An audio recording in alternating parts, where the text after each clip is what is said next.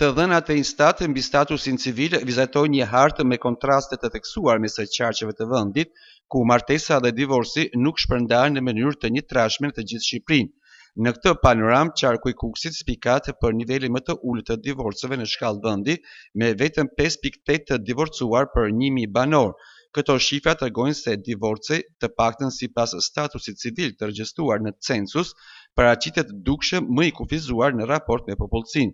Sipas Instat, kjo krijon përshtypje e një profili më konservator në sjelljen familjare, ku modeli tradicional i familjes duket më i qëndrueshëm dhe prishja e martesës shfaqet më rrallë në statistikat zyrtare.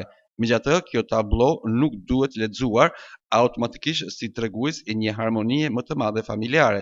Shifrat pasqyrojnë vetëm peshën statistikore të divorcit dhe jo domosdoshmërisht cilësinë e marrëdhënieve brenda familjes.